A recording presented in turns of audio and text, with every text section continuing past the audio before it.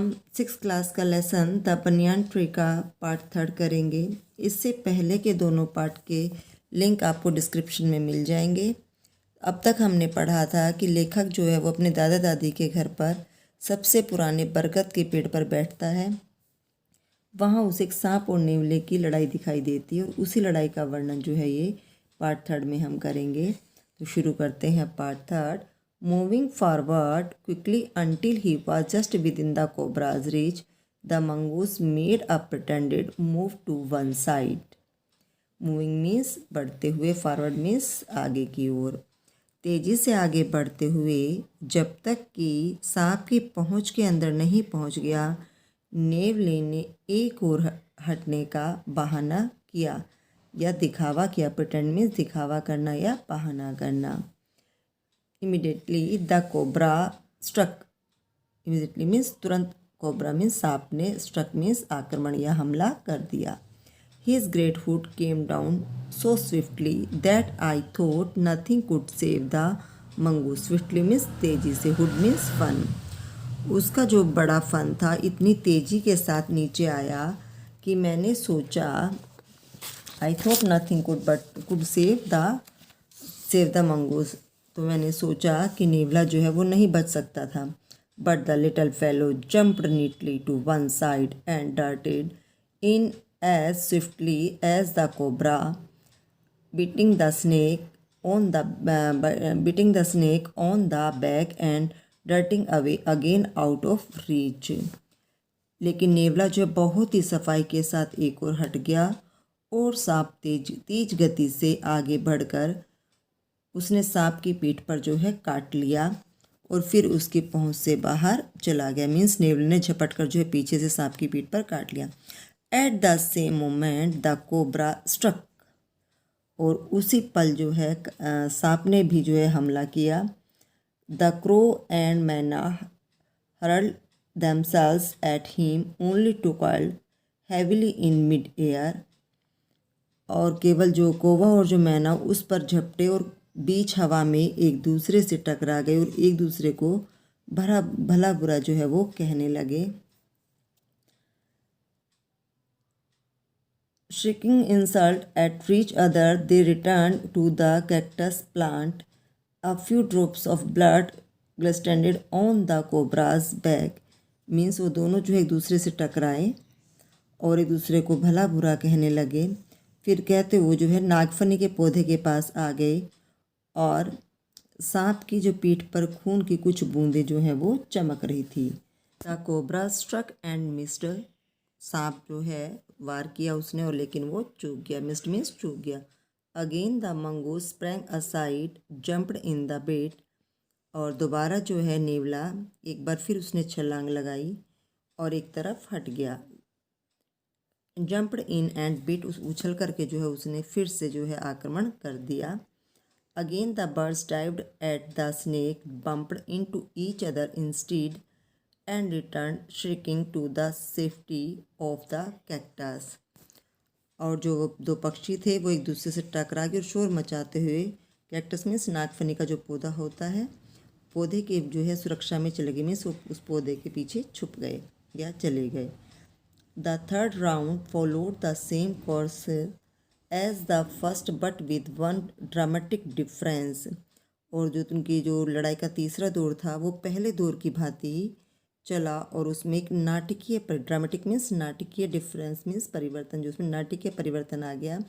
The crow and the myna still determined to take part in the proceeding divide at the cobra, but this time they missed each other as well as their mark. और कौवा और मैना अभी भी उस कार्रवाई में भाग लेने के लिए आमादा और थे, मीन्स उतारू हो रहे थे। वे सांप पर झपटे और इस बार वे आपस में न टकराए और न ही अपने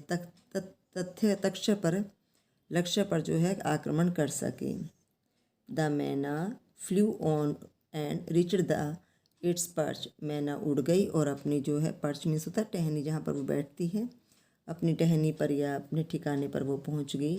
but the crow tried to pull up in mid air and turn back, परंतु कौवा जो है वो हवा के बीच में ऊपर की ओर उड़कर मुड़ने का उसने प्रयास किया। In the second that it took the bird to do this, the cobra whipped his head back and struck with great force, his snout thudding against the crow's body. पक्षी के मुड़ने में एक पल का भी समय लगा और सांप ने अपना सिर घुमाया और पूरे जोर के साथ प्रहार किया और उसका जो है नाक वाला भाग कोवे से जा टकराया। I saw the bird flung nearly 20 feet across the garden.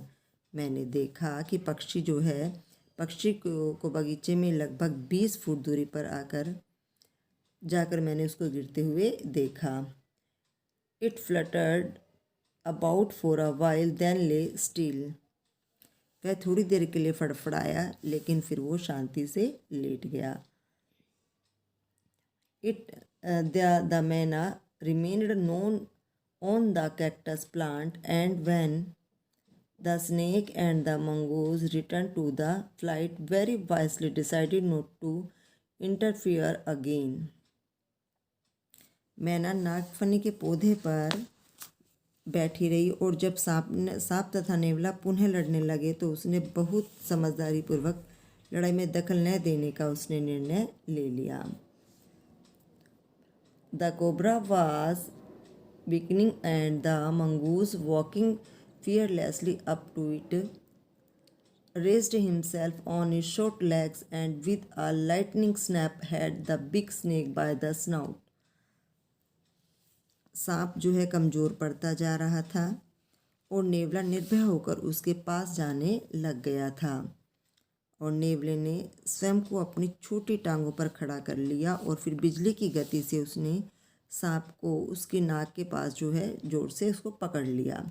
The cobra writhed and lashed about in a frightening manner and even coiled itself about the mongoose, but to no avail.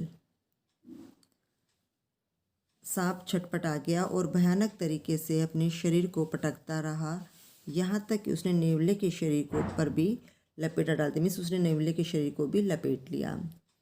The little fellow hung grimly on until the snake had ceased to struggle. नेवले ने जो है उसे मजबूती से पकड़े रखा और जब तक कि सांप ने उसको संघर्ष करना उससे बंद नहीं कर दिया। He then smelled along its quivering length, gripped it around the hood and dragged it into the bushes. और तब उसने सांप के फड़कते हुए शरीर को सूंघा और उसके फन को कसकर पकड़ा और उसे खींचकर झाड़ियों में ले गया। The manna dropped piteously to the ground, hopped about, peered into the bushes from a safe distance, and then with a shrill cry of congratulation flew away. मैना जो है वो सावधानी पूर्वक नीचे आ गई, फुदकती रही और एक सुरक्षित दूरी से झाड़ियों में झाँक कर देखा और फिर तेज चिल्लाहट के साथ बधाई देती हुई उड़ गई। कंग्रेचुलेशन मीन्स बधाई, यानी कि मैना और जो कौवा जो है वो उनके सांप और नेवले की जो लड़ाई देख रहे थे। अंत में जब वो उसको सांप को घसीट कर जब वहाँ झाड़ियों में ले जाता है तो मैना जो है ये देखने के लिए आती है कि क्या रहा। तो बच्चों आई थिंक आपको ये कहानी अच्छे से समझ में आ गई होगी। रस्किन बॉन्ड द्वारा लिखी गई कहानी थी ये। थैंक